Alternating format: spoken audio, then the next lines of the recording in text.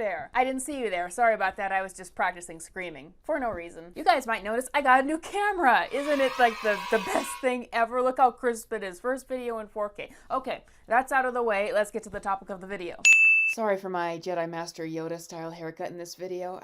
I'm struggling. So we're halfway through the year and one of the most anticipated movies to come out is Barbie. A movie that's set to open pretty big and that actually has a decent amount of hype around it, which is excellent for theaters because after a very disastrous June, they need some wins. But I've been covering Barbie just a little bit in the past, saying that I'm a little bit apprehensive about it, and I think that people don't really understand why. I mean, Barbie has just so much hype around it. The marketing campaign has been insane with how much they've spent, but they're so on brand with it, with Margot Robbie wearing some of the best outfits I've ever seen that really match with Barbie, even recreating some of the classic outfits the doll has. It's really been an insanely great marketing campaign, which she does deserve props for after I think that Birds of Prey really didn't work out at all. I don't know what really clicks about her about Barbie and the marketing that didn't do for Harley Quinn. But anyway, there's a lot of hype around it. It appears to be more of an adult film. It appears that there's going to be a lot of comedy in it, and very importantly, there's a mystique around this film. No one actually knows what it's actually about, and that's what I think is exciting people so much. How rare is it that we get a film that is a recognizable IP, so that brings it a built-in audience, but we don't actually know what it's going to be about. This has just been a huge trend of a movie among women. There's a new Barbie core fandom going along. A bit similar to how in 2016 Margot Robbie started a new trend with Harley Quinn, where that outfit was just everywhere for a while. Now Barbie is a new fashion that's coming back for adults, after the toy actually became a little bit less popular financially for a while, even though it's still an icon. But hold up.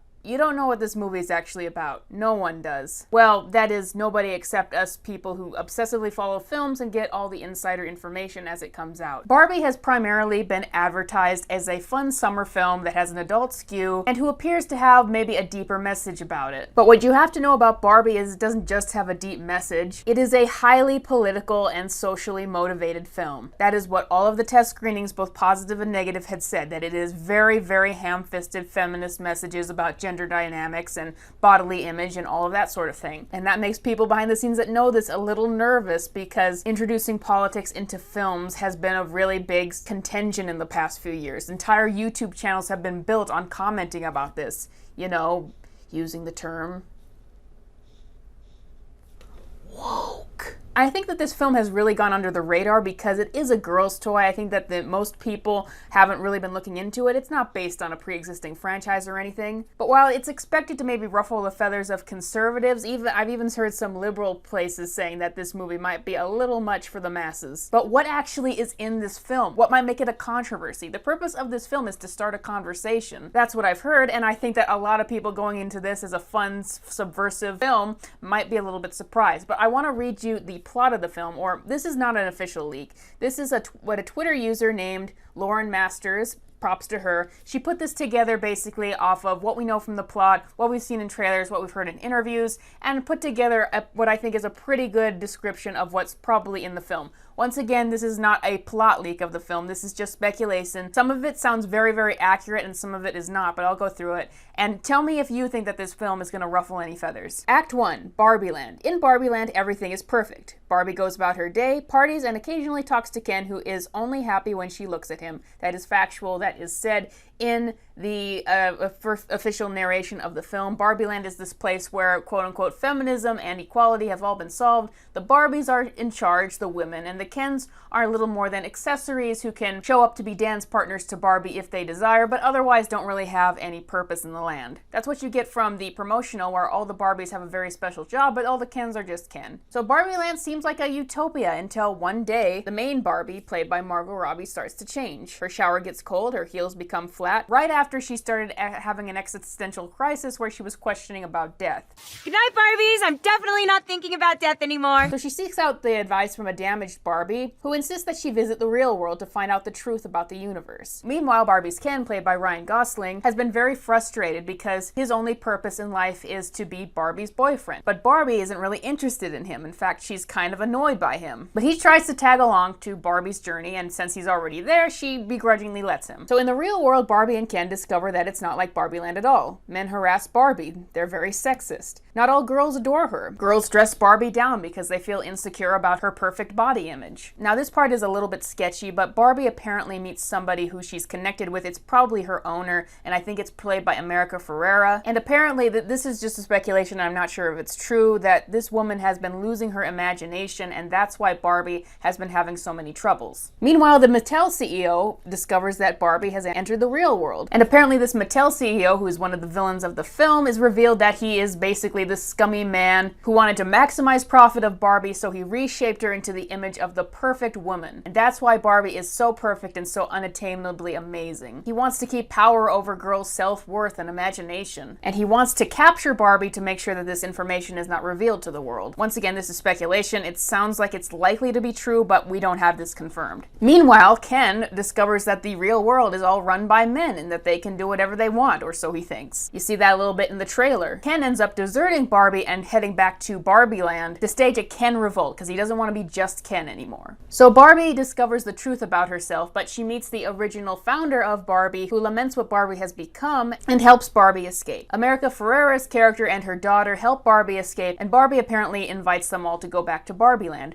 where they find that Ken has come back becoming an alpha male and that he has led the Kens to revolt and change Barbie Land into Kenland. So Barbie does have a meltdown about her life and her self-worth that America Ferrera is apparently supposed to give her a rousing speech about double standards women face that inspires her to get back on her feet. So once again, this is a little bit sketchy, but apparently Barbie and co go back to try to stop the world that Barbie Land has become. And now I'm not sure here. I know that there's a scene that Margot Robbie had let slip that the Barbies kind of dress in like scantily clad outfits to try to get the Kens' attention. I'm not sure if what happens is that the Barbies kind of sneak in and overthrow the Kens, or what sounds more likely, at least as the final cut of the movie is right now, that the CEO of Mattel comes to Barbie Land and the Barbies and Kens reconcile in order to overthrow them, and the Kens just kind of accept that they're just fine as accessories to Barbie. And then here's what I do know about the ending of the movie. We saw this in set photos, that Barbie apparently comes back to the real world dressed in more normal clothes, and that she's kind of come to an understanding about her life. The one thing that I'm not clear on is what the ultimate message of the ending of the film is. I don't know what the final point of it is going to try to make. There's a lot missing there. But as you can see, this is a very fiercely feminist movie. Gender dynamics and feminism and how women are treated in the world is what this is all about. But is it going to work? I don't have a problem, I think, if a movie wants to talk about girls' self-worth and gender dynamics and all that kind of stuff. But the reason why those topics are very contentious in movies right now is oftentimes they just don't do it right. I have two